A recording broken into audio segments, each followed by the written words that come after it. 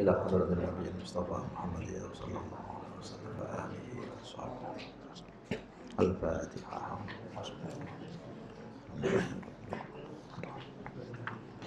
إياك نعبد وإياك نستعين صراط الذين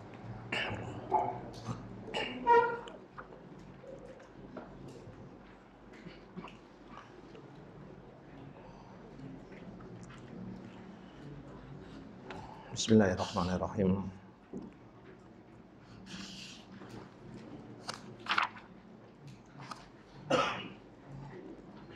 Qauluhu ta'ala wa yas'alunaka 'anil mahid qul huwa adhan fa'tazilun nisa fil mahid wa la taqrabuhunna hatta yatahur. Seterusnya.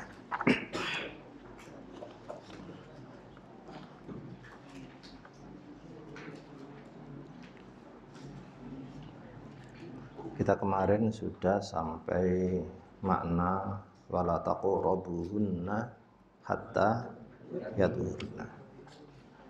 Untuk masalah haid ini kita perlu memperdalam sampai tidak perlu mengulang lagi problem yang ada di haid, termasuk nifas. Menjadi bekal bagi sampean calon suami sekaligus mbak-mbak yang calon istri ini. Imamuna Asy-Syafi'i rahmatullahi alaih. Ini imam yang sangat hati-hati sehingga menafsiri makna yatuhurna ini gabung dengan faida tatoharna, artinya di samping mampet juga mandi. Yatuhurna, tatoharna ini artinya suci dari hadas, dalam artian dalam keadaan normal ya pakai air. Kalau keadaan yang tidak normal, barangkali ada luka, ada sakit, atau tidak ada air, maka sama kembali ke tayamum. Gak perlu gulung-gulung, gak perlu gitu. Itu nanti bukan agama kalau begitu. Dulu kan ada dua sahabat, yang satu ini sama-sama di perjalanan. Untuk melanjutkan makna keri-keri, saya lebih suka membuka dialog sampai persoalan ini betul-betul ya selesai.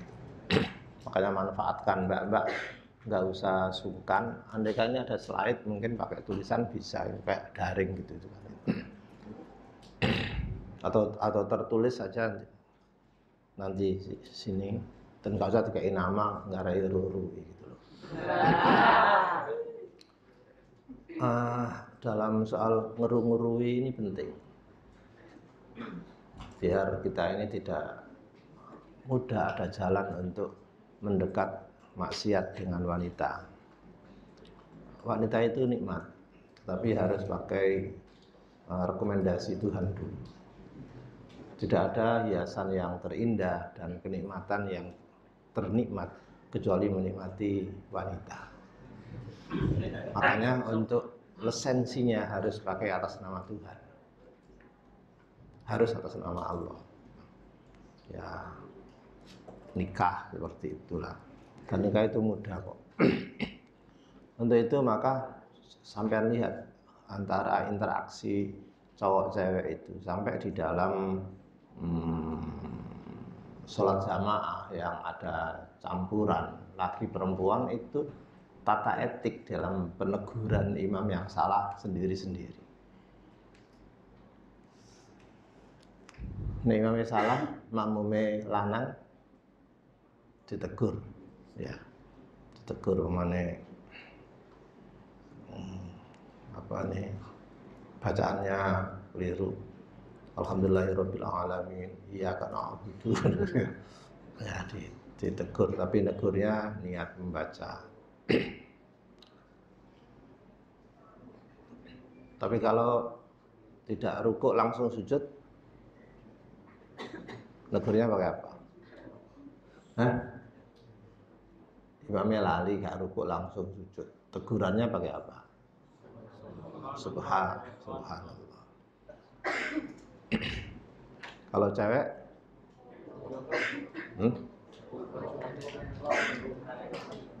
Nepuk ya gitu. Itu kalau imamnya laki-laki. Kalau pada perubahannya ya tegurun biasa aja. Imamnya wedok, tuh apa nih diatur. Loh itu kan sofakot.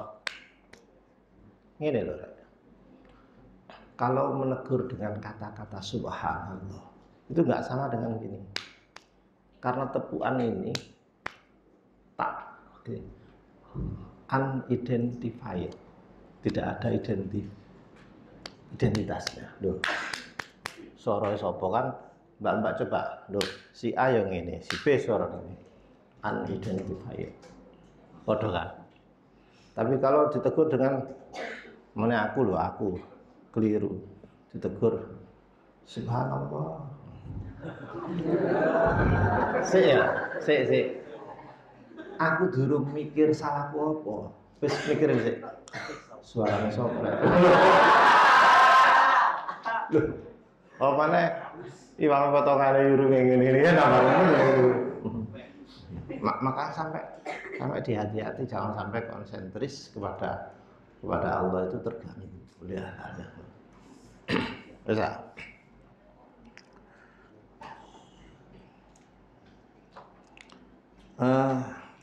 Di dalam balik mana ini? Kemarin sudah saya sampaikan bahwa Imam Asy-Syafi'i ini termasuk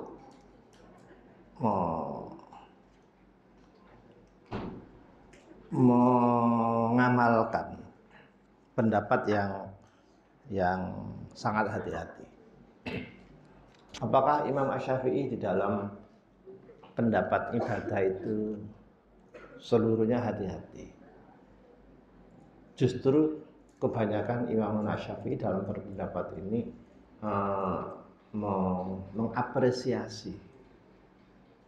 mengapresiasi rakyat kecil, wong cilik.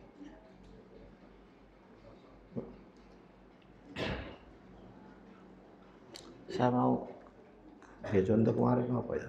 Di sini ada apa?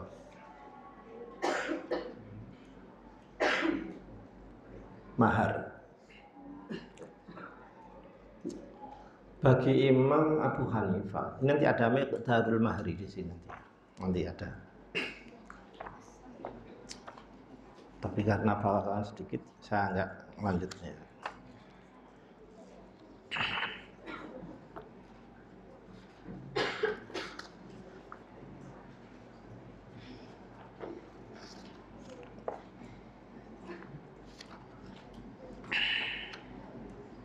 Bentar.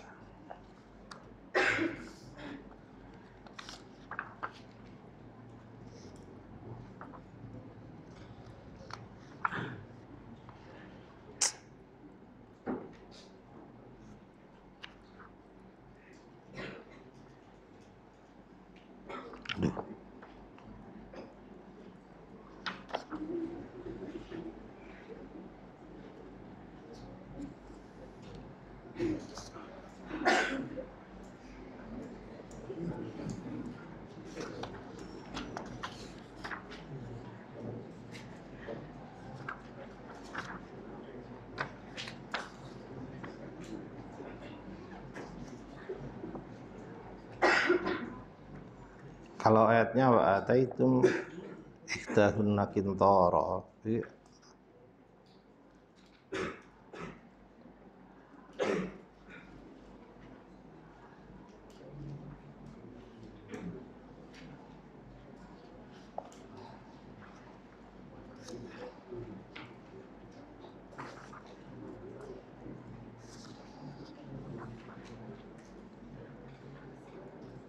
Enggak ya. Saya ambil contoh tentang mahar. Mahar itu tidak ada batasan sedikitnya, sama ketika head kemarin kan batasan sedikitnya paling sedikit kan, ya, 1 hari. Ya.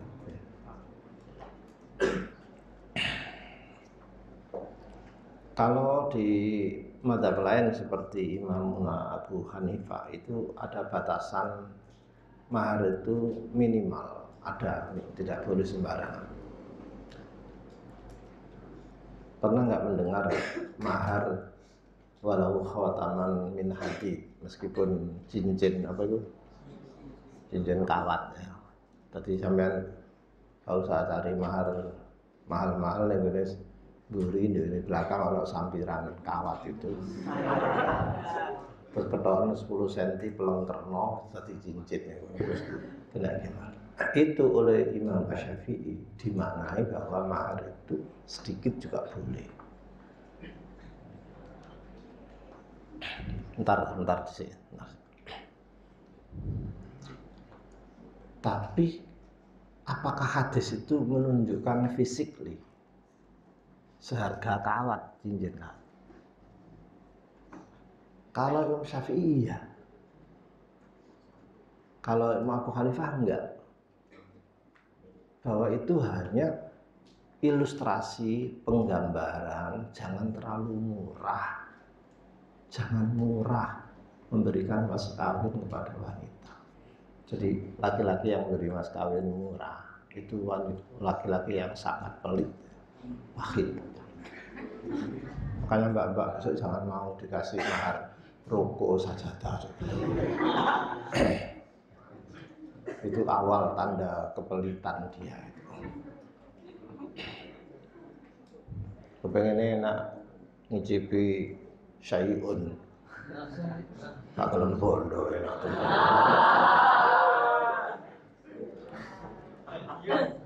Ngerawati mbak-mbak sampai besar. Bedak itu lo larang, durung sekolah, durung visel paling ngono. Nah, nek kukulet kan pakai visel bareng kan. Vesel ta visel. Nek jare aku gak vesel lah, pecetet lah ya wis.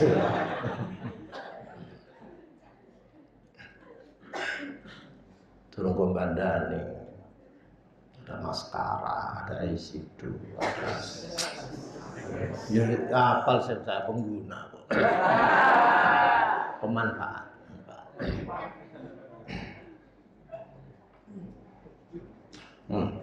Teruskan ya, saya teruskan. Mengapa? Salah satunya karena Imam Asy-Syafi'i itu memang bukan orang kaya. Jadi sampai hijrah ke Mesir gak karuan omain dia kan. Jadi imam yang paham terhadap kemanten-kemanten yang miskin-miskin itu. Maka maharnya apa ini cukup besar.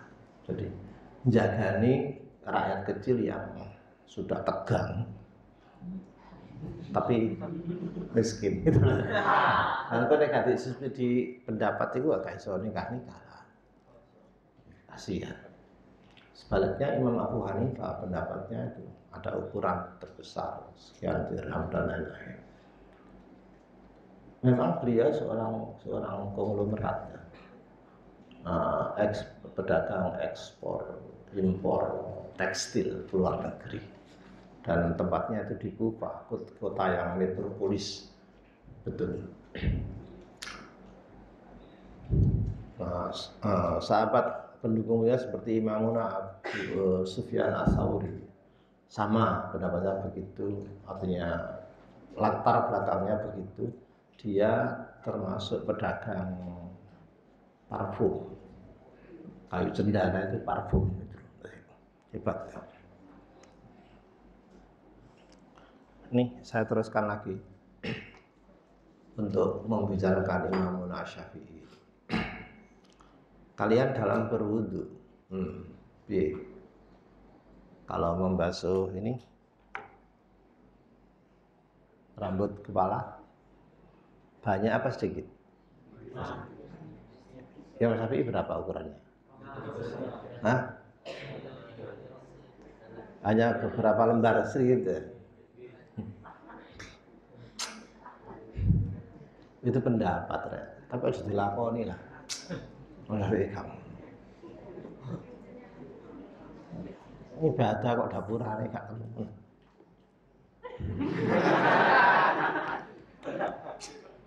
Saya tahu fikih tahu. Tapi aku gak gedugo, gak mau ya. Ya sudah.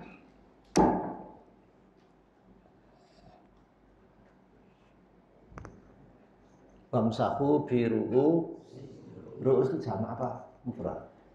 Ayo kakek lu.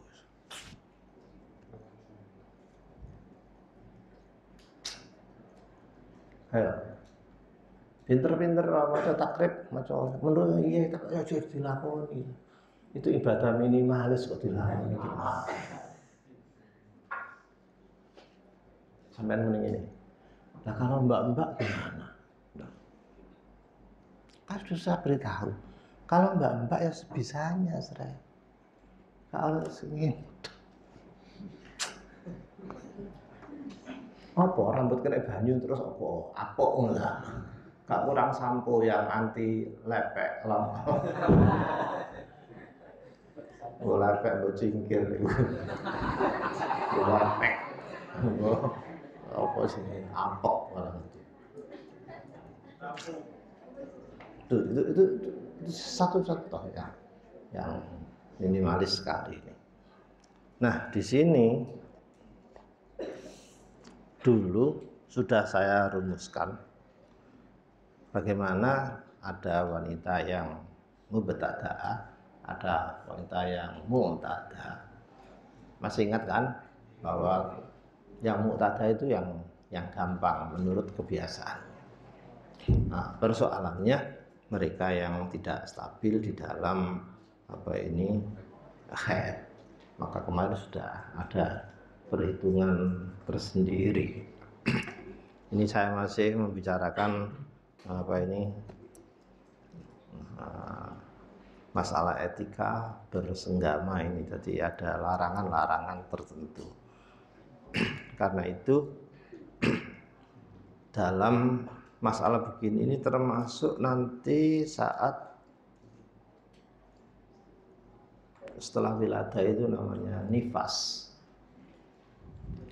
Nifas ini maksimal berapa hari, Mbak? 60 hari. Paling sedikit ya, itu hebat. Belum pernah pengalaman tapi tahu.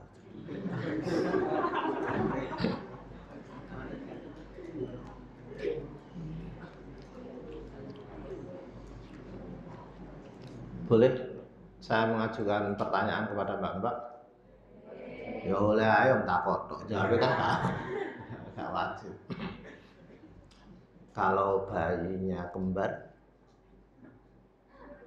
yang satu lahir sekarang, yang satu lahir besok. Kok ngene-ngene nah sangat mungkin. Wong semuanya itu pakai normal, gak pakai sesar ya sekarang.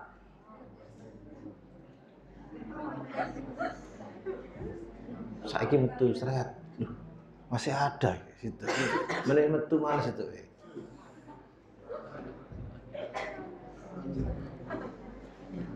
Sik ya. Pertanyaannya piye? Menghitung darah nifas mulai kelahiran bayi pertama atau yang kedua? Ya saya harap mulai kedua ya. Temen tak? Temen tak? Kalau sampean jawab hari kedua, berarti setelah lahir yang pertama itu wajib sholat.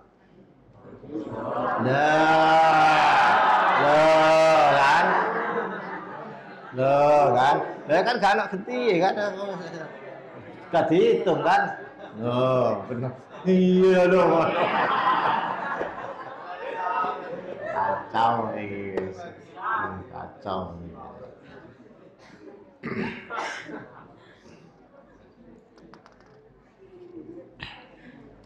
Saya mau tanya juga kepada Mas, orang nifas ya, 60 hari, 2 bulan itu lama.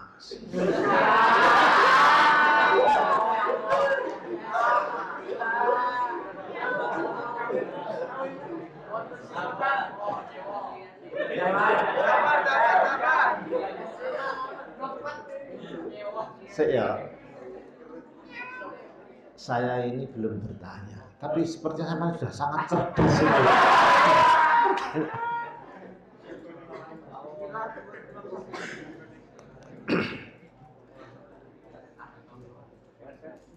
Andai seseorang, memang istrinya cuma satu, lama, ini jauh lebih lama dibanding waktu haid. Mohon maaf, darah nifas itu tidak kontinu. Mungkin ada sekedar perembesan, sedikit keringan lagi, gak kontinu. Masih ada lagi. Oh, masih ada. Kan pakai ini kan?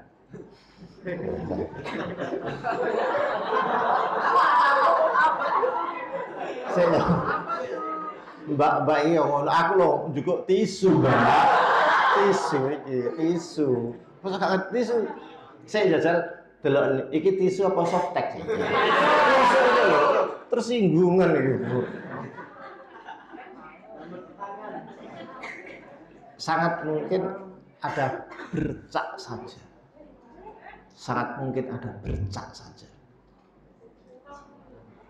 Wes ya? Sehingga sampean berpendapat apakah ini sudah suci atau masih belum? Gak belum berarti. Jawabannya al-aslu baqa'u ma kana ala ma kana. Asalnya keluar darah itu diragukan, berarti masih kondisi keluar darah. Understand? Yes. Tapi kon garing kon, ngumpet kon.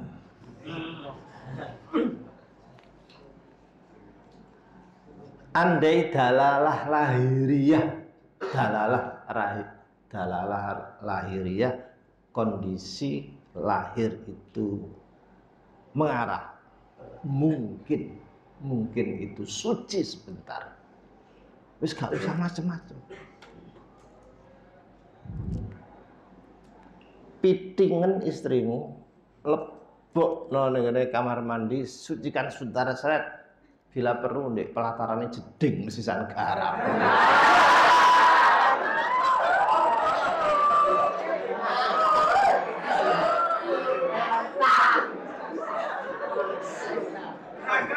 Ya, persoalannya begini.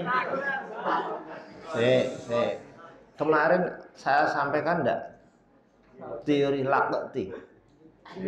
Ada teori sakbi, ada teori sing milih ndi kon sakbi apa lakti? Lakti lho kan. Ngono kok darane aku iki ngomong parno terus. Kemarin sudah kok ini teori. Sudah ya gimana ya? Ada teori sahbi, ada teori lakti. Bapak masih ingat tak? Kalau suami Anda menghendaki teori lakti, sampean wajib patuh apa enggak? Wajib. Itu. Ya, kalau suaminya enggak ngerti, enggak usah diberitahu, kecuali kalau sampean kebelet. Mas, aku tahu ngaji ini, Mas.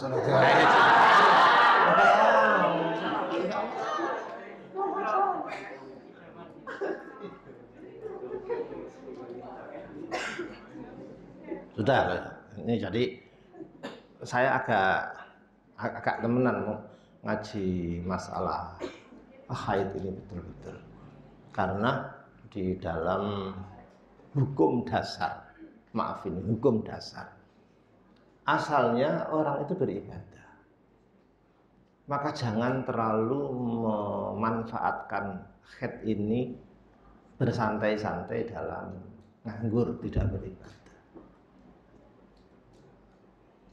Itulah sebabnya siapapun yang junub, tak terus nawat. Wa in kuntum junuban fattahhar. Wis kana titano dhewe. Ada perbedaan makna antara pemakaian huruf fa dengan summa.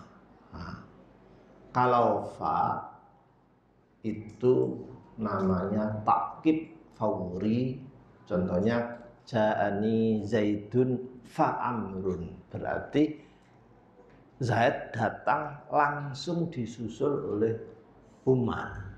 Fauri, fauri artinya apa? Faur, spontan, dalam jarak dekat.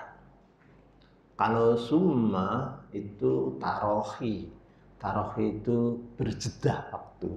Ja'ani zaidun summa amrun, Zaid duluan datang menemui saya, lalu beberapa waktu menyusul siapa ini? Amr. Itu. Kalau bicara fa'in kuntum junuban fattahharu, berarti siapapun yang junub itu segera. Ngerti segera ya? Fa tadi itu mongko segera bersuci.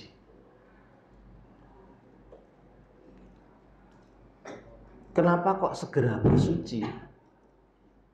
Karena dengan kondisi junub terus-menerus itu, yang tidak bersuci itu situasi rawan sekali dikerubung oleh setan-setan karena malaikatnya menghindar. Junub itu maknanya jauh, jauh dari rahmat Allah, mau ibadah gak iso.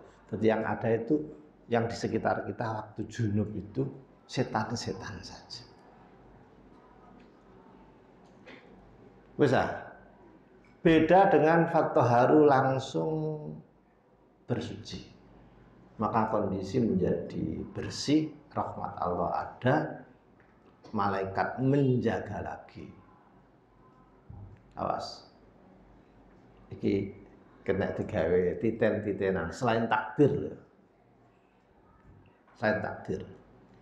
Biasai kecelakaan-kecelakaan itu wonge gak ono sing suci.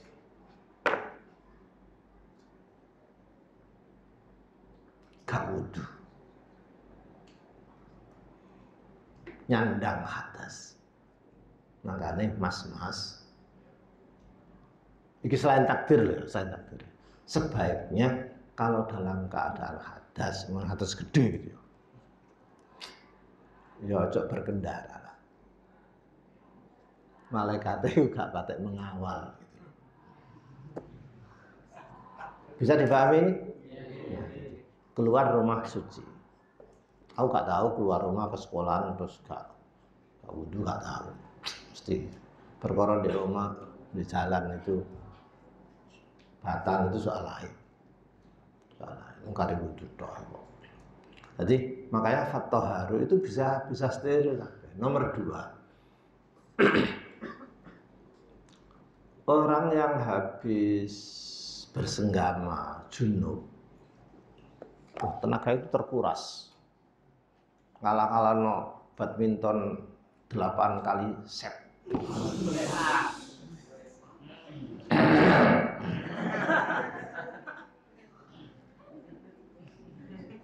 Capeknya itu mulai ujung rambut sampai teko sikil. Ya iyalah, jelas pengalaman saya dibanding bapakmu senior aku sih. Ya. Untuk itu segera mandi, nanti akan segar lagi, kesiram terus segar. Kalau sudah mandi bersih, seret, sebentar. Mau ronde kedua silakan. Dikandani banget gelar ini. Ya. Gak percaya. Tapi yang Mbak nggak perlu. Perlu ya nggak apa-apa. Karena itu lihat agama. Siapapun yang mau bubu itu kan disunahkan wudhu dulu kan. Aku tak ngomongin mbak-mbak. Kemungkinan sampean mbak-mbak ini punya suami yang disiplin itu. Suaminya harus santri betul. Bayangkan mau tidur, mau bertanding, disuruh wudhu dulu. Tapi itu kan perkara batal terus. Yang penting mukadimah iku mau wudhu dhisik.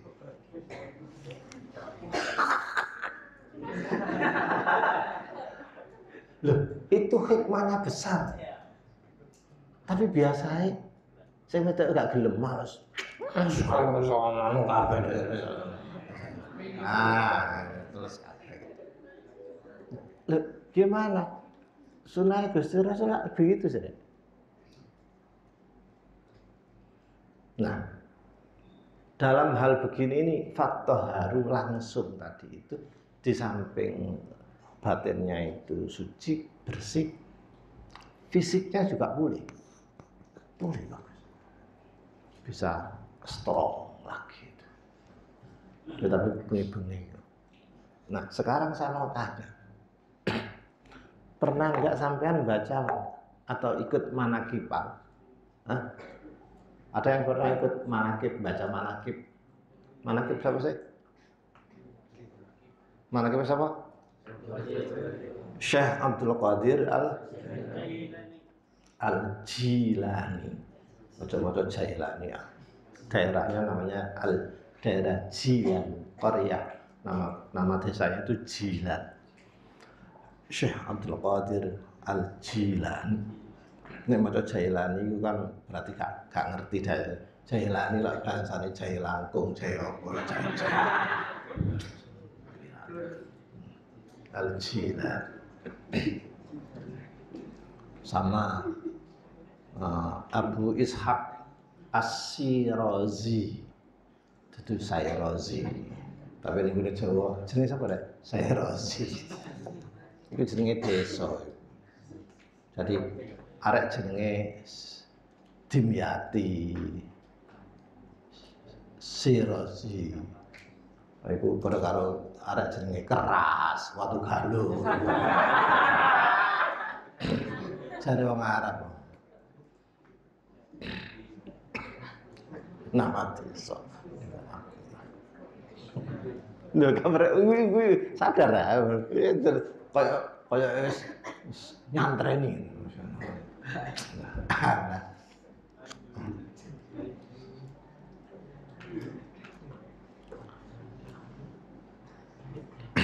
Ya apa nek wong jenenge Bukhari.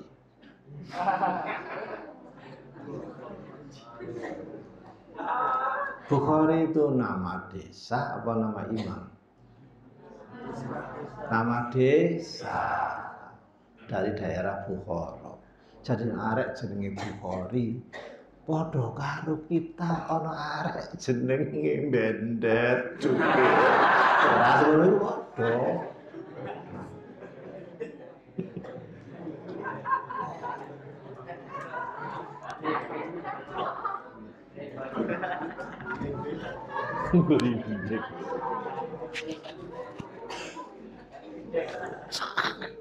Wis rek wong ngrasani wong gak enak. Loh, nama itu sah-sah saja kan. What is the name? Nama apa sih? Itu berkesepakatan. Iki jenenge apa? Penghapus. Iki jenenge apa? Andai ditukar dan dunia sepakat. Iki dadi masker, iki dadi penghapus. Jadi bahasa, ya jadi. Loh gak percaya, bahasa loh. Bahasa kan kesepakatan. Dah, saya teruskan lagi ke ini bagian akhir saja.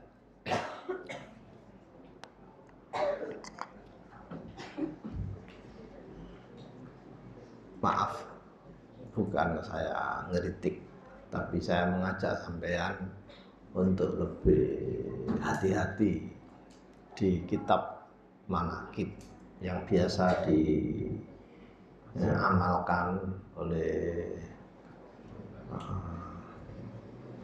masyarakat Nahdiyin, ya kan? Manaqiban. Manaqib itu biografi, maknanya biografi yang bagus. Yang terumum ya manaqibnya Syekh Abdul Qadir Al-Jilani ini yang dibaca di Indonesia. Itu kitabnya jenis apa? Al-Lujjainud Dani fi Manaqib Syekh Abdul Qadir Al-Jilani, ya kan? Nah, saya Allah ono separi mangane pitik barang udah sebelah itu. Mbak di kalangan masyarakat sampean ada acara manaqiban? Ada ya? Ada. Itu maunya untuk mengingat-ingat biografi Syekh Abdul Qadir yang hebat, biar turun keberkahan. Dibanding baca sholawat ya akan ganjarannya baca sholawat.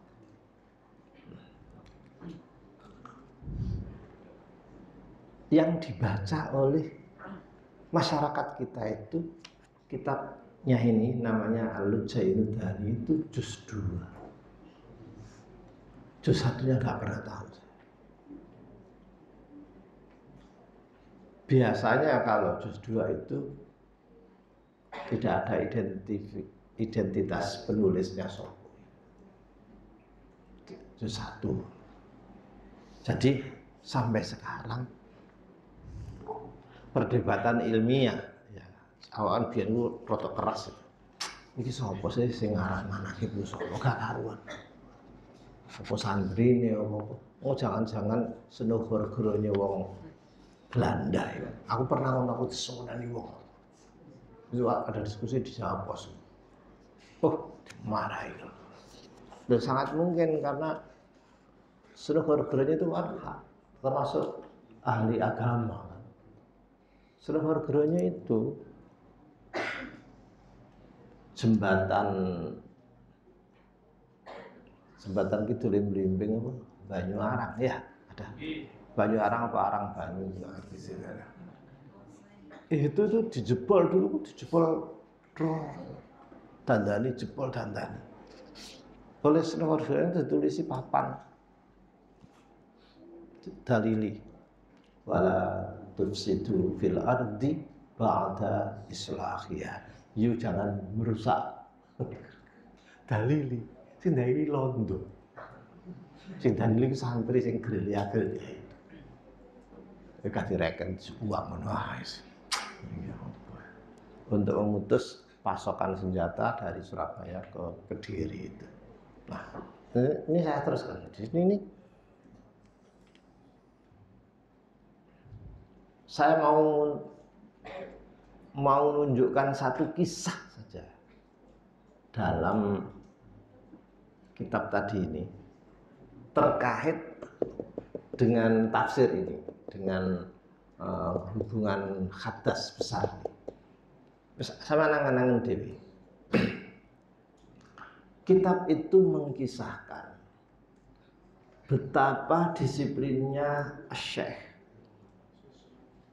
menjaga kesucian dirinya, tidak mau hadas. Hadas wudu.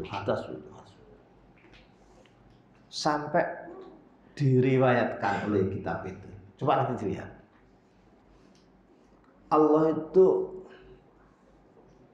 menguji dia di fi lailatin baridah, di malam yang sangat dingin, sekali dingin betul. Syekh Abdul Qadir itu tidur. Terus Fakhtalama. Ikhtalama itu mimpi basah. Mimpi keluar air mani, terus bangun, mandi, bersih, karena tidak mau hadas. Begitu ngelilir, mari itu, wah, adem rek.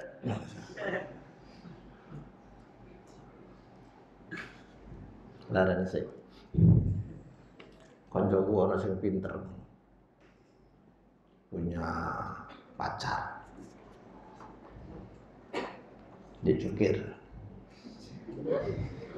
Biyen kan durung ana Mas Ruri ya, durung ana ndi durung ana apa ini Pondok Putri kan. Mas, ada itu cukir. Mimpi sayunan dengan pacarnya. Mbok seperti apa? Terus mariku melilir. Bantal itu diwalik. Dituruni maneh. Lapo sih? Jarene arek iku nek bantale iku diwalik, diwacakno ngene. Setrum nyembung ke cewek-cewek yang akan mimpi yang sama melakukan sayun.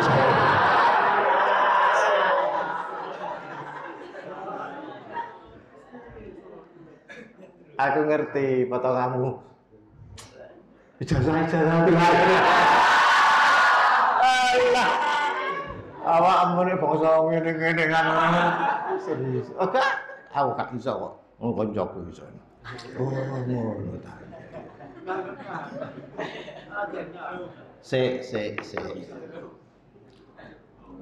Masih ingat ngaji bab sholat istisqa? Iya kan? Nabi ketika khutbah istisqa kan selendangnya sebenarnya dibalik kan? Iya kan? Dibalik gini. Pertanda in qalabatil hal. Keadaan berbalik. Lah ya iku dalile. Ngene sret dibalik sret. Ini terus kono minggu.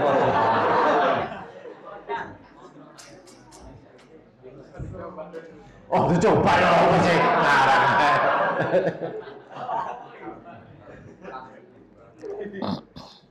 Nek saiki dicoba ngono, nek padha duwe Android Dek, aku bengi lho nyepingin. Sampean gak? Iya, Mas. Kacau. Angel sih. Dek tekan di mana? Terus. Syekh Abdul Qadir ini mimpi keluar mani ikhtalama, bahasa kitabnya ikhtalama. Mimpi keluar mani ijen kok. Allah, langsung mandi, bersih lagi terus tidur lagi, mimpi lagi, mandi lagi, tidur lagi, mimpi lagi. Kok enak? Diterangkan di kitab itu semalam sampai 40 kali.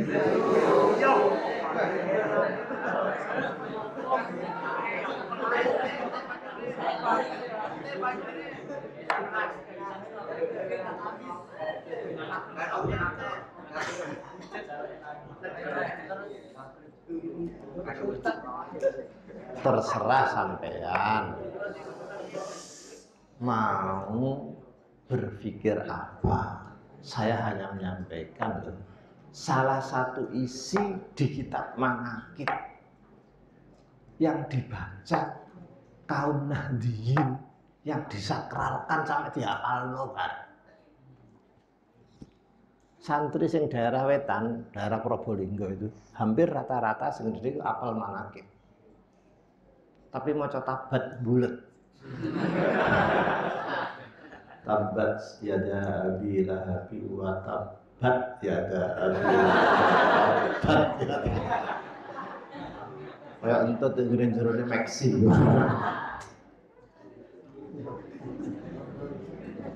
Saya tahu sendiri, sing hafal manakib tuh akeh. Tapi tahukah isinya manakib salah satunya itu? Wes. Kalau sampean nggak mau meninjau dari apa-apa ya percaya aja, wali sudah selesai. Kalau sampean menganalisis dari segi akal, wali itu turunnya jam piro sih?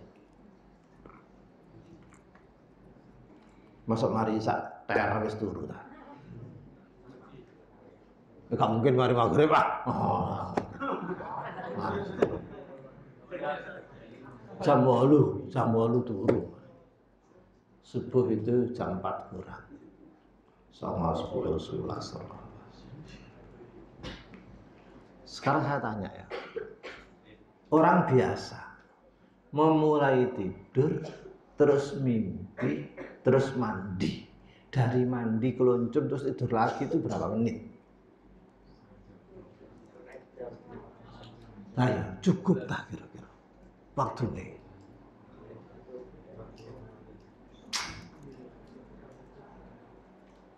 Petang puluh rek. Jadi aku ya, ojo salah paham ya. Saya percaya kalau Syekh Abdul Qadir itu waliullah, percaya betul. Tapi sini cerita ini aku meragukan. Sini ceritanya tak ragukan, duduk sehnya. Ping 40. Metu ping 40 kira-kira sih rasanya dengkul.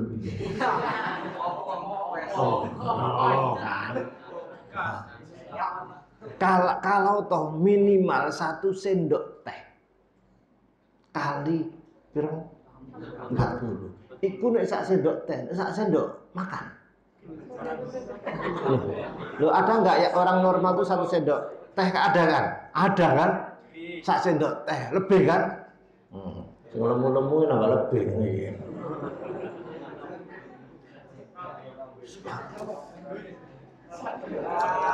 Loh, kalau sampean kan wali di karomah ya sudah kalau gitu.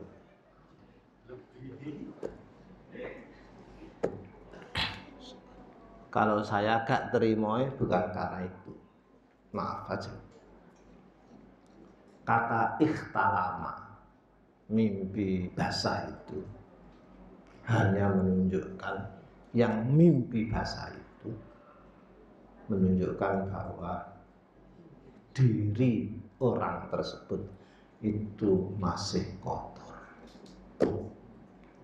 Sederajat wali termasuk nabi, nabi itu tidak pernah mimpi begituan. Lam yahtalim qattu toha mutlaqon abada wa tak pernah lam yahtalim. Aku gak tahu mimpi ngono. Lah iku kok mimpi ngono sampai 40 kali. Saya curigai yang membuat cerita. Tapi apakah kita bisa menghentikan ngeritik itu? Ya gak iso. Apalagi sing hobi manakiban, sing ngimangi manakib gak mau dihentikan. Mau iku berkate iku pitik situk dhewe. Ya mungkin di antara kalian ada bapaknya bombay sing pemborong manakiban. Enggak usah tersinggung lah, ini kajian ilmiah. Bisa. Wis. Keri-keri ngaji niki. Ada bahasan begini.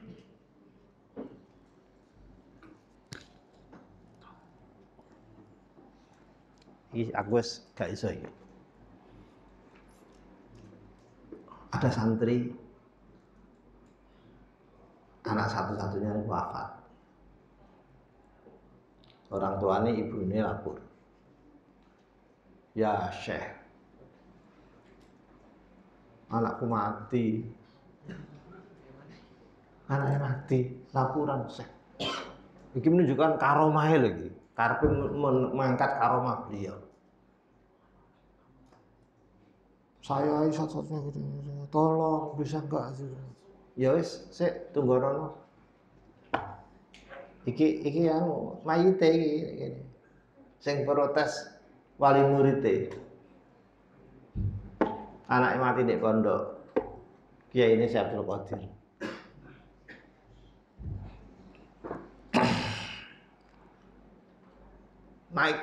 Beliau naik ke langit nguber malaikat Israel sing nggawa nyawane arek.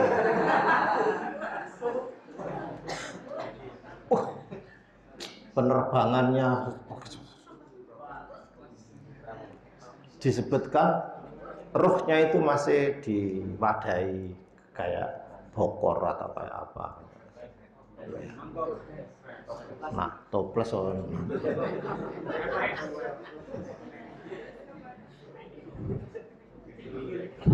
itu canda. Kan sana penerbangannya itu regular flight, seperti biasa. Nah, sedangkan ini pakai exoset.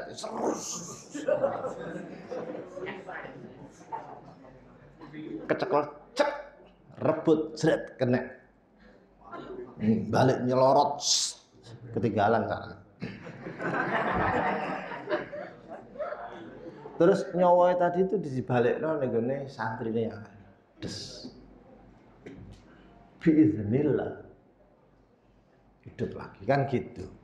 Terus mari ku seret. Atirillahumma qabrul karim. Rijalullah. Ya ada gitu akhirnya kan kalau kagum-kagum gitu. Bagus. Aku ngene. Hadratul Rasul Kanjeng Nabi itu punya anak laki-laki yang sangat dicintai. Namanya Gus Ibrahim. Jenenge wong rek. Apalagi Arab. Anak itu enggak anak hebat. Sedo. Nandek. Kenapa Nabi kok tidak dianugerahi putra laki-laki? Jawabannya, andai Kanjeng Nabi dikasih putra laki-laki, ya gak mungkin ada teori tasyawur, musyawarah, demokrasi dalam pemilihan khalifah. Gak mungkin. Sapa sing wani ngadeg wong ana Gusi. Gusi. Kawani. Berhubung gak punya anak laki-laki, maka ada khalifah-khalifah yang dipilih secara musyawarah. Orang mengatakan demokrasi. Hebat ya. Ya, tapi kan punya butuh. Wes. Seperti itu keadaannya. Hadratul Rasul, bagaimana contohnya Hadratul Rasul ketika satu-satunya putra laki-laki tadi sedo. Saktindi Kanjeng Nabi karo Si Abdul Qadir. Iki lho anak si satu anak rek kandung rek, duduk santri.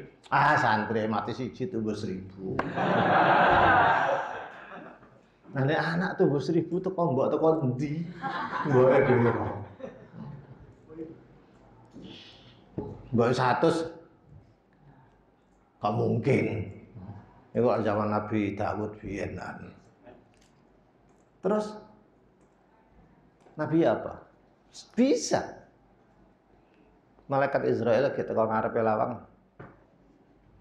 Lapo ilredi. Ngono sih sampe digape, mesti ngalih. Ya Rasulullah tugas. Umpamane kula tugas. Tugas apa? Mundut nyawae putranya. Raras. Balik, ayo. Dajal wibawan di Kanjeng Nabi karo malaikat. Ayo. Mau kaya karo Nabi juga. Paling matur pangeran. Iya, sejarah Nabi Muhammad itu. Ngono paling. Iso, iso. Nek gelem kan. Tapi enggak. Wafat. Begitu wafat, beliaunya nyedeki mau dikubur itu ya. Di adus nah ini rungokno kata-kata Nabi. Putrane dielus, didekati, dawuh ngene. Innal aina tadma wal qalba yahzan. Memang air mataku bercucuran, wal qalba yahzan. Apa jenenge iki? Hadis. Wala aqulu illa ma yurdir rabbah. Saya tidak akan melakukan sesuatu berkata yang kecuali menyenangkan Allah. Wa inni bifiraki kaya Ibrahimu lahazun. Dengan kepergianmu ini memang saya sedih. Mengono dok. Gak terus nguber apa maksudnya? Kalau itu nguber temenan, masa wali gak ngerti etika malaikat tugas. Itu bukan wali sopan, wali berutang. Nggak mungkin gitu. Saya bukan nggak percaya syekhnya, tapi sing gawe cerita saya ragukan. Kebangetan. Mau nyeritakno wali kok sing brutal sing ngono sing mosok ni moncrot ping 60 bareng. Ojo sing ngono sing apik-apik lho akeh sing. Enggak, kamu tak ceritani enggak mari-mari ya sampai asar ya. Ya sudah. Sekarang sampean mau bertanya apa? Tentang seputar haid ini.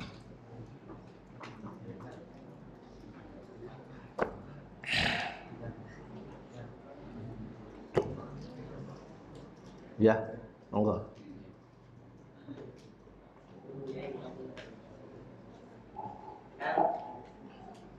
Kita tahu kalau yang membatalkan wudhu kan yang sekalian keluar dari yang nawawi dulu. Kemudian tapi kok ada kenapa kita kenapa syariat Islam itu nggak hanya membasuh sesuatu yang najis itu saja terus disuruh dulu. Kenapa kok misalnya kita buang angin dan kita wudhu itu mensucikannya. Nah, apa mana dibalik wudhu itu? Kenapa nggak kita basuh aja? Mungkin ada syariat. Ya, barakallahu. Jawabannya wallahu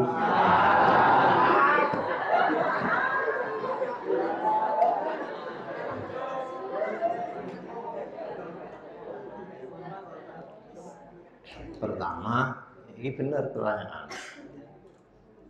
Ibadah itu ada yang atau syariat itu ada yang atau hukum itu ada yang ta'akuli dan ada yang ta'abudi. Nah, itu dipegang dulu.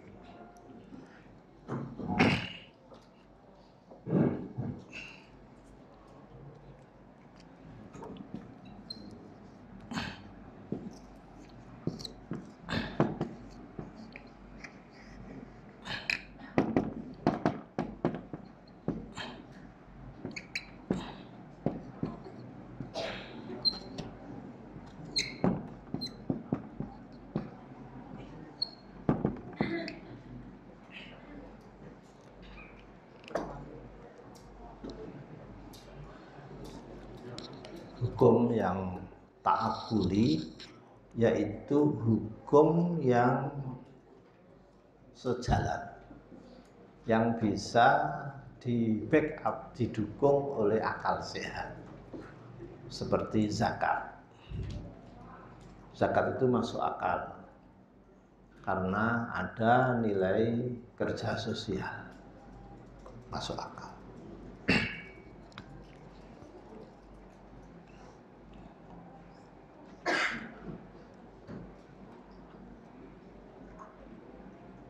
Hukum-hukum muamalah semuanya itu ta'akuli, transaksi jelas. Nah, hukum ibadah itu banyak didominasi oleh ibadah itu sendiri, yaitu ta'abbudi. Ibadah itu kan penghambaan, kesiapan diri mengabdi kepada Allah secara totalitas. Contohnya sholat. Apa subuh kok dua, zuhur 4, 3, 4 lagi. Tidak bisa diakal. Andaikan diakal-akal, mesti ngaram. Mesti ngaram. Jawabannya yaitulah ta'abudi sampean gelem kagak. Hal yang tidak bisa dicerna akal. Sama dengan wudhu. Kenapa wajahnya, kenapa tangannya sampai sini, kenapa kaki, sama. Sing ngentut sirite kok sing diwasuh raine. Itu piye akale? Lah kon gelem wudu tak gak ngono. Beda. Mau diakal ya iso. Orang malu tuh kan di wajah. Jadi wong ngentut itu malu terus kok raine ya aduh.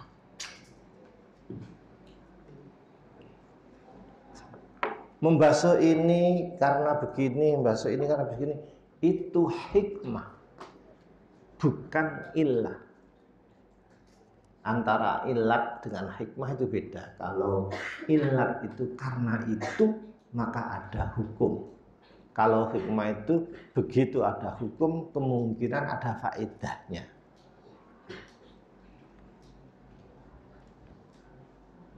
Sholat. Kok sujud? Ya sujud saja. Oh, karena sujud itu melambangkan begini-begini. Ya itu hikmah, bukan ilat. Puasa lapar. Bukan karena mendidik menjadi orang apa itu derma atau dipuasakan, enggak. Salah satu hikmah puasa itu menjadi punya refleksi sosial. Itu hikmah. Haji nambah sampel lah apa mubeng-mubengi watu apa labbaik kene arek sampel mari terus ke Arafah kemah-kemahan apa bedanya karo pramuka samure apa bedanya balang jumrah ya kan. Sing disawati lho watu boto. Saiki pageran. Terus kon iku lho lha opo. Ada lambang, itu namanya simbol-simbol. Ibadah melalui simbol.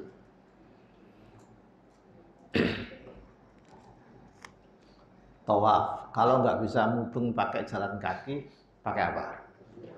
Kendaraan kan. Sekarang di lantai agak atas, lantai 2 sedikit itu pakai skuter. Tapi aku nggak tahu. Saya tahu di paling atas sendiri jauh. Oh, itu hubungan dapat papat gitu. Sudah azan qomat, leren, sholat, lalu terus no.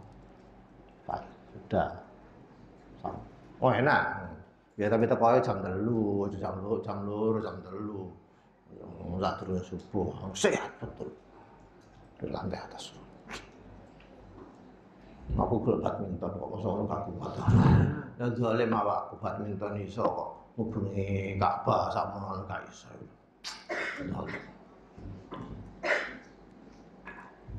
Nah, untuk apa? Ya ta'abudi saja. Sa'i lah opo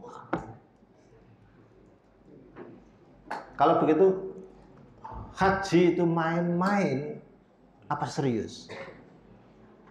Terserah pandangan keimanan sampean. Yang tidak punya pandangan keimanan jawabannya main-main. Anjir yo. Tapi yang punya pandangan keimanan itu ibadah badannya, ibadah fisik. Makanya sing sakit gak kewajiban. sing nggak punya kota nggak kewajiban. Saya pernah diskusi tentang kayak pertanyaan tadi itu. Orang memasalahkan ibadah haji dan lain-lain. Saya mau tak balik. Saya mau tanya kalian, sepak bola itu main-main atau serius? Ayo ngomong main-main war. Taploki karo FIFA.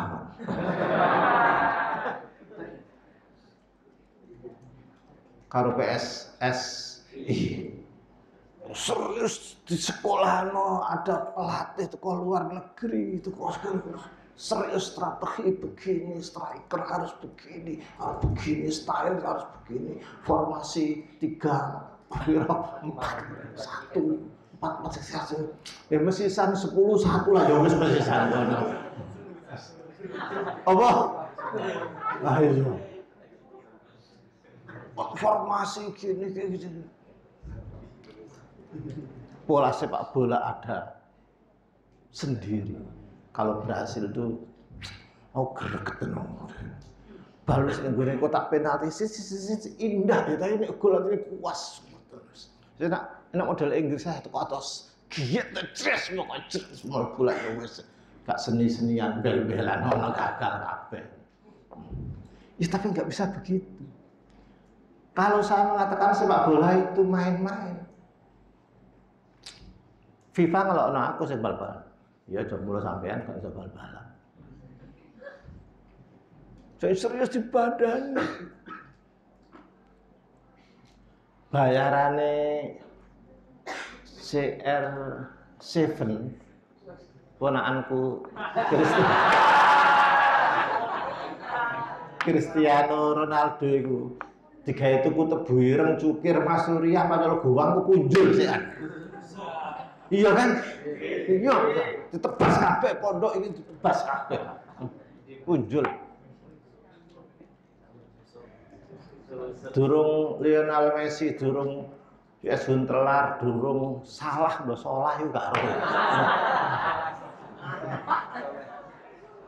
Salah.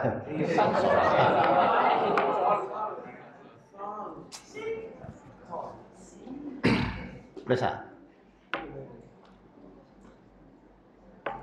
Dia menjawab sepak bola itu serius. Kalau begitu jangan menyalahkan kami. Kami orang beriman memandang haji itu sangat serius. Silakan. Kalau sampean masih ngotot, aku memandang sepak bola main-main. Daripada bola siji direbut wong sakmono akeh, mbok siji-siji kok bobal dhewe-dhewe. Adil.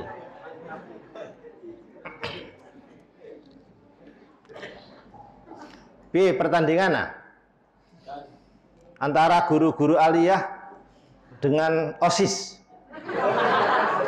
Ayo. Iya dah. Kau apa? Aku melok.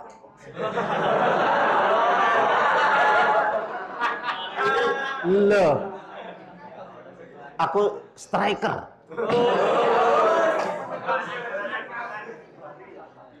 Ya harus serius. Aku oleh bal teko Pak Roziki. Tak seret. Dadaan kok dadi back. Monggo Pak, monggo.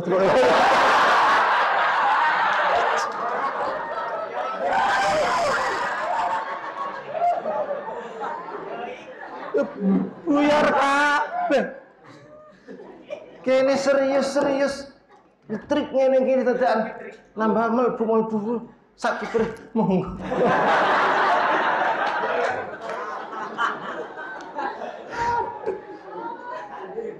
Piye? Ya akhirnya kan rusak semua kan? Rusak semua.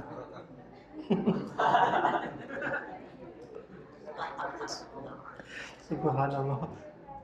Kalau sampean jadi back atau kiper, lalu saya bawa bola terus kamu melakukan seperti itu, monggo Pak. Zalim. Dosa. Menodai undang-undang persepak bolaan. Ya harus serius dong. Harus serius. Lah piye?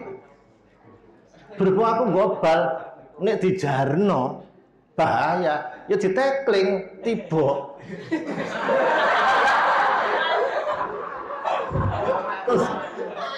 Terus gini, waduh, kuatir kualat. Wong bal-bal kuat ya salahe dhewe. Wong wis suruh buruan kok ya kepelok bal-bal ya salahe. Ada undangnya Didik. Begitu masuk lapangan, hukum yang berlaku adalah hukum lapangan.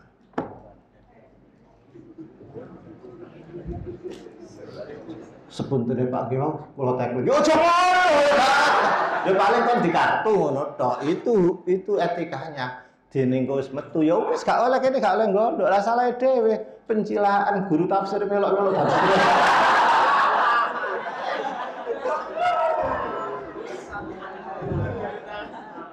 Bisa dipahami ya? Ya. Untuk itu tinggal satu. Makanya sing batal-batal tadi itu apa jare Gusti Allah. Gusti Allah sing ngerti wudu iku ngene. Makanya pembatalannya ngene. Sing mengene dan mengenekan itu ya Gusti Allah. Ngerti ya? Sing mengenekan syarat rukune, sing mengenekan batal-batale ya Gusti Allah. Itu namanya ta'abbudi.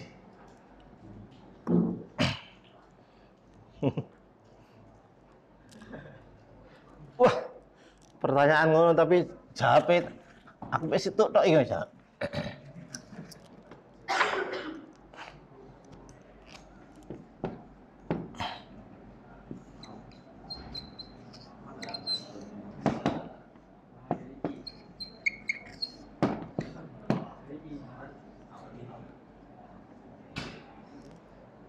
Piye macamu? Au? Lamnya panjang apa pendek? Pendek apa panjang?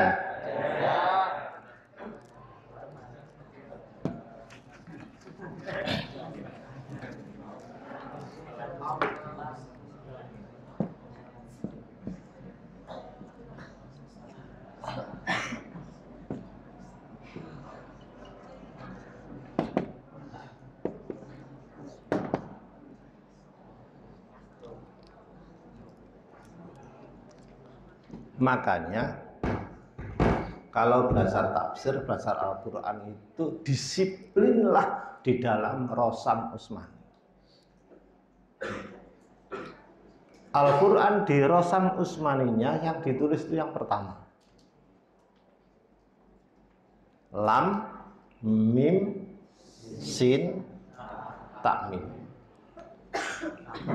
Kalau ditulis ini, maka bisa dua bacaan. Bisa pendek, lamastum, bisa lamastum. Dikasih apa ini? Kalau ditulis begini, hanya satu model, lamastum saja, nggak bisa pendek. Bisa? Bedanya, kalau ini lamastum, lamasa, sulasi apa rubai? Sulasi.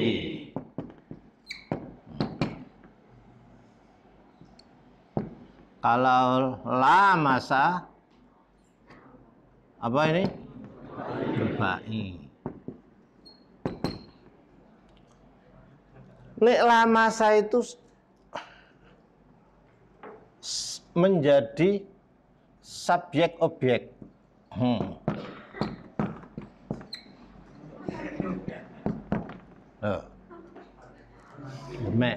Ngerti ya? Kalau lama saya itu saling. Kita belajar sorof kan, yun kolu sulasiyu kan, mutawa. Jadi gini.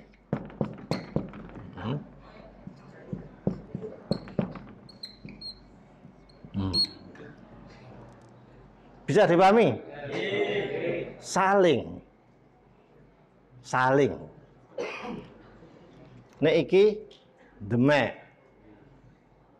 lamis malmus niki yon mendemek en didemek karo-karone.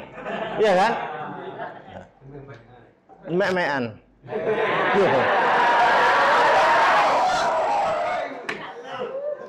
Sik ya, sik ya. Hubungan suami istri nggak mungkin sepihak. Macam-macam aku wis pengalaman rek. Senior. Saya mendemek istri saya, ganti istri saya juga mendemek saya. Akhirnya INC demek-demekan itu.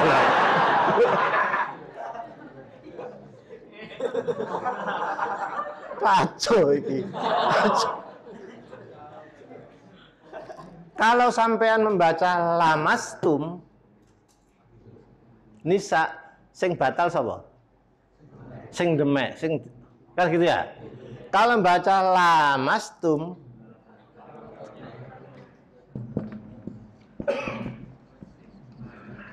sekedar demek. Demek itu bahasa Inggris loh, Rek. Apa? Enggak, demek bahasa Inggris. Kelapa muda bahasa Arabnya degan. Lha kan? Batang pohon jenenge pohon pisang namanya debok. Melihat delok nyenggol demek loh, bahasa Inggris iku. Gak percaya. Melihat delok bener.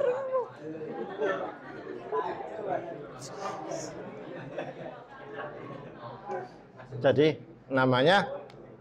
ini namanya mujarradul lames.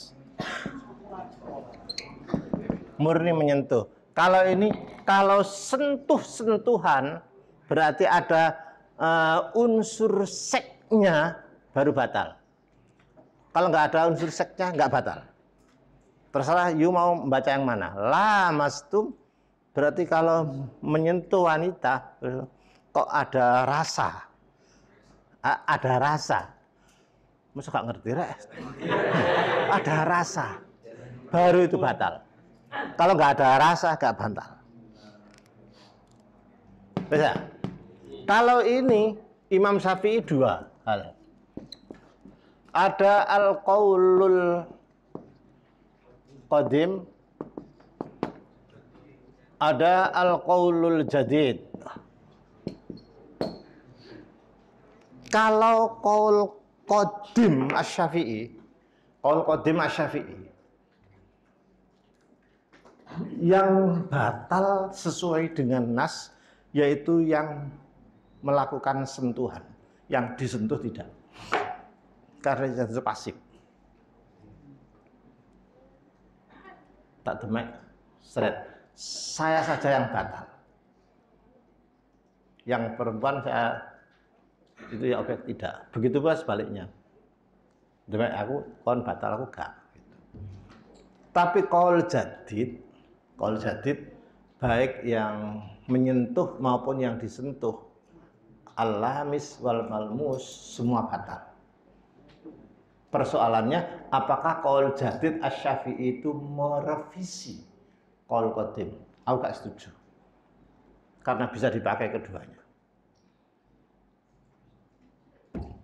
Bagi orang yang sedang tawaf,